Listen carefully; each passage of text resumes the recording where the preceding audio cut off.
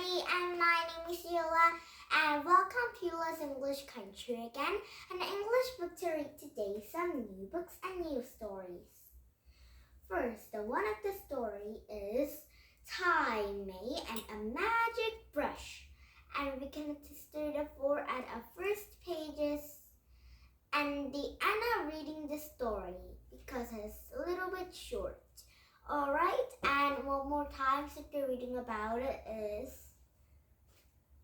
Under the Cherry Blossom Tree. And we can start the four at our first pages. And it's a little bit long, so we'll do Anna reading the story at 16 pages, okay? And now, are you ready for these two book and two story and meet some lots of characters? And now here we go. And first I can read Timey and a Magic Brush story.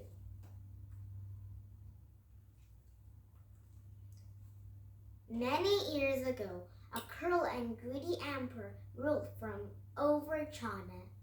His people were very poor. One of the poorest was Timey. Her mother and her father were died. She lived alone.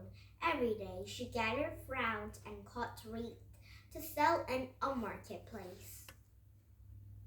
One day, Timey passed by school.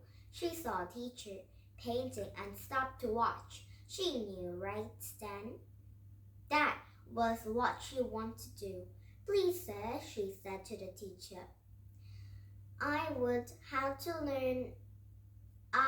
like to learn how to paint, but I have no money to buy a brush. Would you lend me one? The teacher turned red with anger. Big girl, don't paint, he said. Get out of here. But Timey had her own will. She decided to make pictures her own way. Now when she gathered firewood, she used the sticks. She drew animals in the dirt. When she cut reeds, she drew fish on a rocks with her wet fingers. So soon she drew so well that her pictures look almost alive. When people saw her drawing a fish, they thought about fish swim on the way. When they saw her pictures of birds, they thought the birds were going to sing. But still Timey had no brush. Every night she thought how happy she'd be if she could have one. And Chapter 2, The Magic Brush. Timey worked exactly hard one day and drew until late at night. She fell into a deep sleep. A woman appeared and held a brush to her. This is a magic brush, the woman said. Use it carefully. Timey took it in her hands. The brush is soft and thick and made it handle a glittering gold. It felt heavy and good. Thank you, she cried.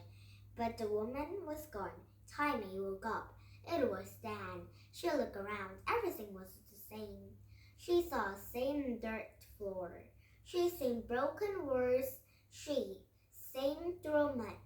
It had all been a dream. But what is this brush in her hands? Timey was almost in a wonder. She painted a bird. The bird flew up, perched outside a window, and began to sing to her. It was alive. She ran outside and painted a fish. The fish flipped his tail, jumped into the river, and splashed in the river for her to see. Timey was happy. And now Chapter 3, The Wicked Landlord. Soon Timey began to use a brush to make things for the poor. And for a weaver, the paint was loom. For a farmer, to paint a hoe, a pail, and an old cart. Before Before long, a wicked landlord heard about a magic brush. He sent for Timmy. Paint me a picture, he ordered, and Timmy refused. The landlord showed her an empty stable. That night, it began to snow. It snowed for 3 days now. She is cold and hungry. Cried he wicked landlord. Now she'll paint it for me. And he unlocked the stable door. And the Timmy was sitting in the front of the warm stove, eating hot cakes. And they smelled delicious too. The landlord shook a rage and ordered a 6 strong man to kill the girl and bring him a magic brush. And Timmy heard the man is coming. She painted herself a horse and galloped away in the road. Wow, clever brush and a clever this friend, this little girl. And landlord and his man mounted her horses and galloped after her. They were coming closer and closer. Timmy stopped her horse and jumped down and painted a big net on the road. And the horses rode on it, and the man was tangled in the ropes. Timmy tied up the net and rode away. And chapter 4, The Evil Emperor. The Timmy rode for days and nights until she came a dentist town. She decided to paint a pictures and sell them in a marketplace, but she knew it would not be safe to let people know about a magic brush. She painted the birds without beaks and foxes with 3 legs. Because the picture is not whole, they could not come to life. No one finds out what the magic brush could do.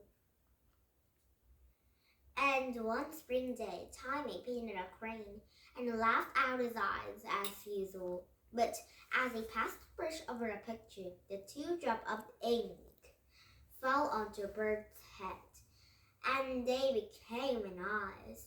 The crane opened them, lifted his wings, and flew over a marketplace.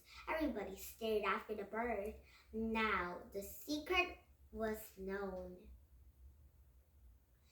And the emperor has told and set on the officers to bring a Timmy to count.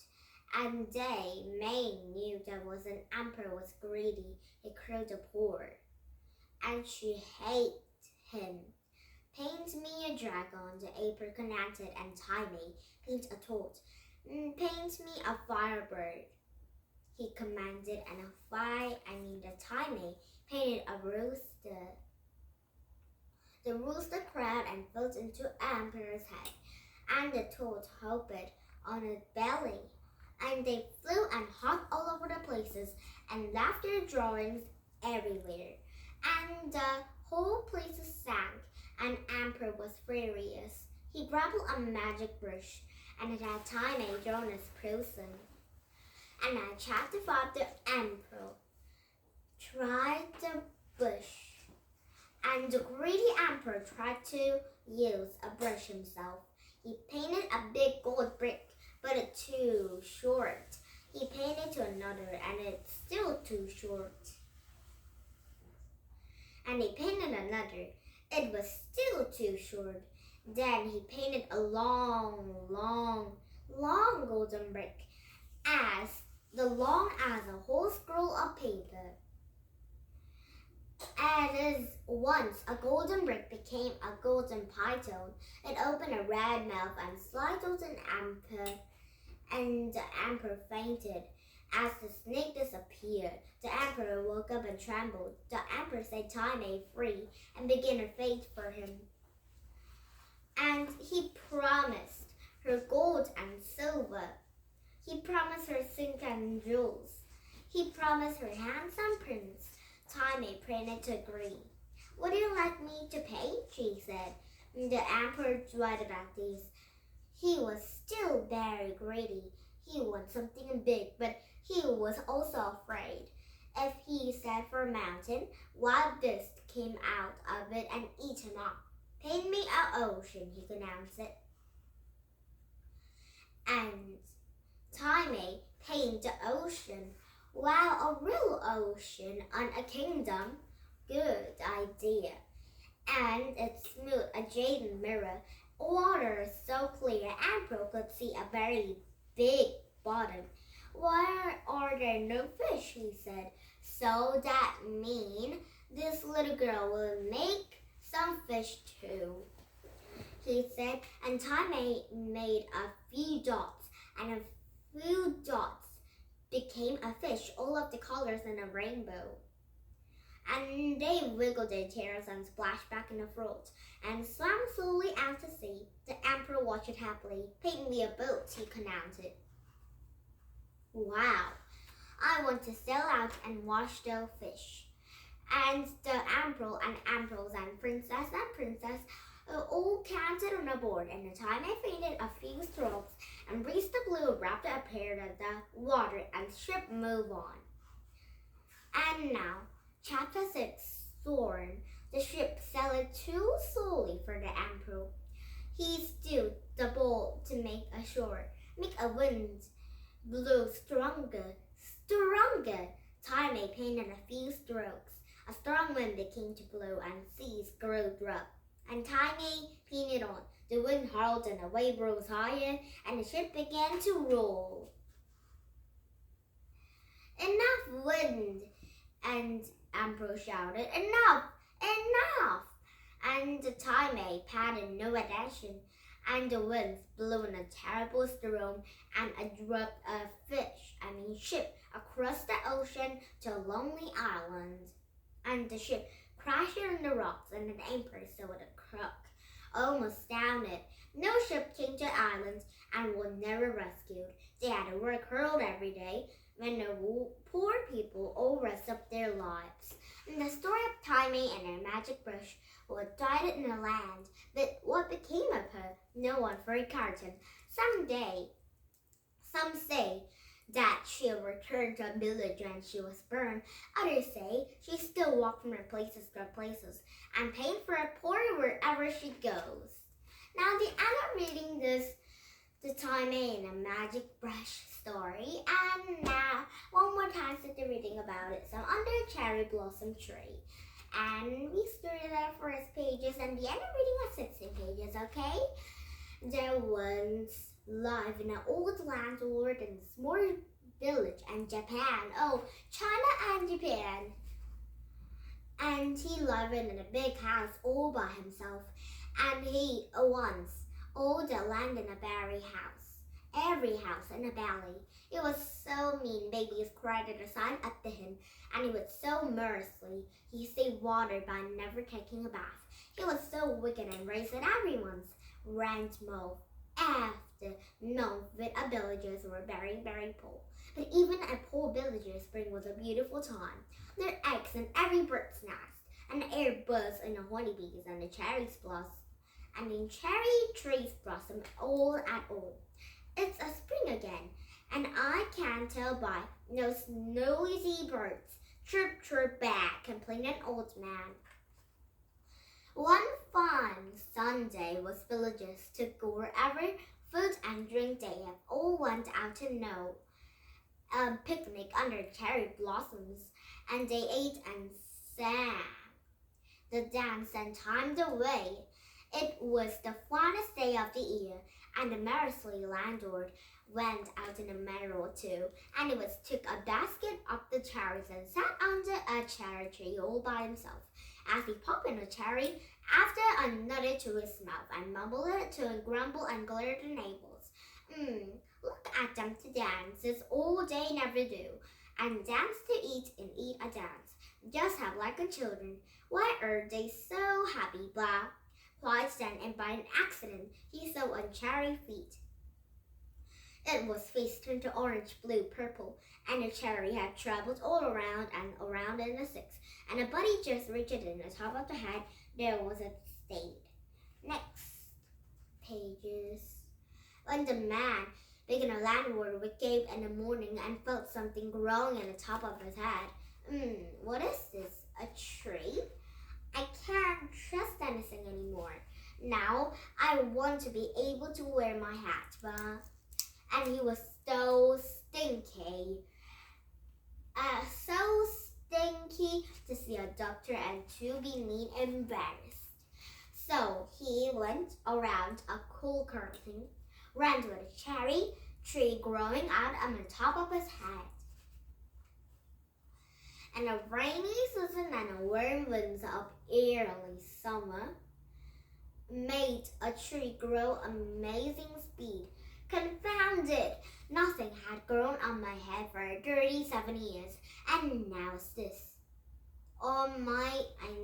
The adult tree had just stink in my garden. But the tree grew and grew, actually got a year, and later burst her grossest bloom, and a finest day of the year came in once again. A blossom tree had grown, and this Grandpa's head. What happening? Wow! His head had a very enormous blossom tree. And the villagers were even poorer than before, but they had been saving all the year for this day. They ate and sang and danced the time away and gathered around the landlord Marvin's tree. What a beautiful blossoms! What do this use to make it grow? Money, probably. And the merciful landlord was furious. How dare you make fun of me? You won't get anyway with this. I'll raise you a rent-just thing tomorrow. See how you look at you, dancing and eating. This all you ever do. Look at your children. They are fat. You know better, and you're making a fun of me. I will fix you. And the landlord had grabbed a trunk and with both hands, and which report appeared and a magnificent tree. It has gone mad, the villagers shouted. He's mad! Run for it, everybody! The villagers had never seen a Aladdin quite so angry, and quickly gathered the frightened children and ran home. And the next morning, the landlord discovered a large hole top in his head. A hole. And it's empty. No wonder it felt like hanging in the last night. And he had never seen like a doctor or barber or a tree trimmer, and he had got not about to stir now. So she is collecting with a dirt now. So she had collecting with a round and a large hole top of his head. And the rain of the summer soon filled it a whole wood and water. What about my head? Said landlord. Bah, puddles are only good for children and mosquitoes. Now I have to sleep sitting up, and now I don't be puddles on my head and puddles all over my bed. Troubles, bah. Now the end of reading, to register it at these pages and the end of reading the stories, okay?